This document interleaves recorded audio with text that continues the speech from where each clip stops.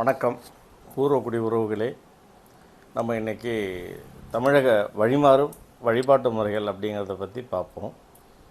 என்ன வழிபாடுகள் என்ன அப்படி வழிமாறி போய்கிட்டுருக்குன்னு பார்த்தீங்கன்னா, ஒரு திருக்கோயில்னு எடுத்துக்கிட்டிங்கன்னா அதில் மூர்த்தி, தலம் அதாவது தலப்பெருமை, மூர்த்தி அதாவது மூலவர், தீர்த்தம், விருட்சம், இவைகள் தான் புகழ்பெற்றது. இவைகளை தான் போய் தரிசிப்பாங்க. அதுதான் முக்கியமாக கருதப்பட்டது. இப்போ எப்படி போயிட்டுருக்குன்னு பார்த்தீங்கன்னா, தாளாத சுமைகளாலும் அதீத கஷ்டங்களாலும் இருக்கிற பொதுமக்கள் எதை தின்னா பித்தம் தெளியும் அப்படிங்கிற ஒரு சூழ்நிலையில் இருக்கிறாங்க.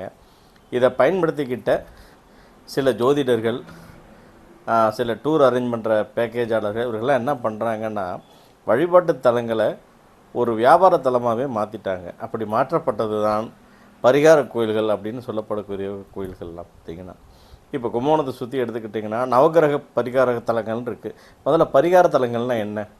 எங்கெல்லாம் நவகிரகங்கள் சாபங்களால் பீடிக்கப்பட்டு எந்த கோவிலில் இருக்கிற மூலவர் அதாவது ஈஸ்வரன்கிட்ட அவங்க சாப விமோசனங்கள் பெற்றார்களோ அதுதான் பரிகார தலமாக சொல்லப்படுகிறது. அப்போ பரிகார தலத்தில் யார் பெரியவர்? அந்த சாப விமோசனம் கொடுத்த மூலவர் தான் பரிகாரம். ஆனால் நீ கோயிலோட நிலைமைகள் அப்படியே இருக்கிறது. பரிகாரம் பண்ணுறான் அப்படிங்கிற பேரில் மூலவரையே இருட்டடிப்பு பண்ணி இன்றைக்கி அந்த நவகிரகங்களோ அல்லது பரிகாரம் பண்ணுற எந்த மூர்த்திக்கு பரிகாரம் பண்ணுறோமோ அவங்களை முன்னிறுத்தியே கோவில்களுடைய வழிபாடுகள் மாறப்படுகிறது. மூலவருடைய வழிபாடு இருட்டடிப்பு செய்யப்படக்கூடியது தான். நம்ம ஒத்துக்கலைனாலும் அதான் நிஜம். ஒரு வருத்தப்படக்கூடிய உண்மையும் அதான். ஒரு காலத்தில் பார்த்திங்கன்னா, இப்போ என்னுடைய ஊர் திருநாகேஸ்வரம். ஒரு காலத்தில் பார்த்திங்கன்னா நாகநாத சுவாமி கோயில் அப்படின்னு சொன்னால் தான் தெரியும் எல்லாருக்குமே. இன்றைக்கி உள்ளூர்லேயே பாதி பேருக்கு நாகநாத சுவாமி கோயில்னு சொன்னால் தெரியாது, ராகுசலம்னு சொன்னால் தான் தெரியுது. தார்பணேஸ்வரர் கோயில்னு சொன்னால் உங்களில் எத்தனை பேருக்கு தெரியும்? இதே சனீஸ்வரன் கோயில்னு சொன்னால் உங்கள் எல்லாருக்குமே தெரியும். அங்கே யாரும் மூலவர்?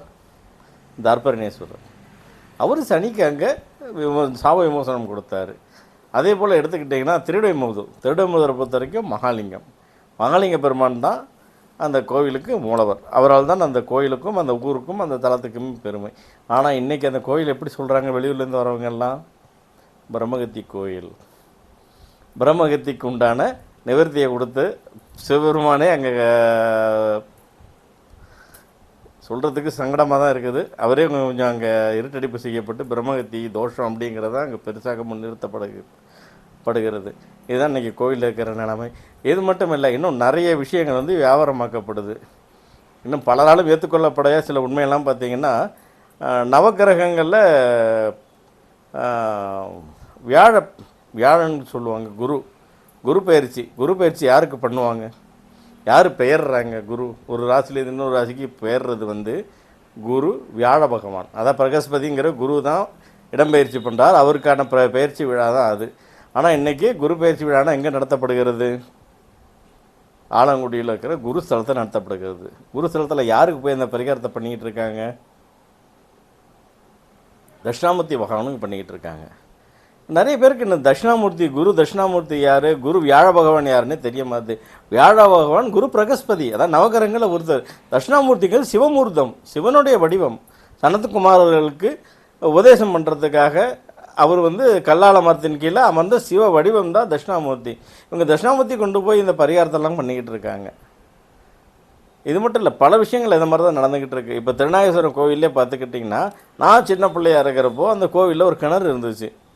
அந்த கிணற்றோட பேர் திருமஞ்சன கிணறு. அந்த கிணறுக்குன்னு ஒரு பேரில் திருமஞ்சன கிணறு. திருமஞ்சனம்னா என்ன? சுவாமிக்கு அபிஷேக நீர் எடுக்கிறதுக்காக இருந்த கிணறு அது. அந்த கிணத்துலேருந்தால் நான் சின்ன பிள்ளையாக இருக்கிறப்ப அந்த கிணத்துலேருந்து தண்ணி எடுத்துகிட்டு போய் சுவாமிக்கு அபிஷேகம் பண்ணுவாங்க. இன்றைக்கி அந்த கிணறோட பெயர் குபேர கிணறு.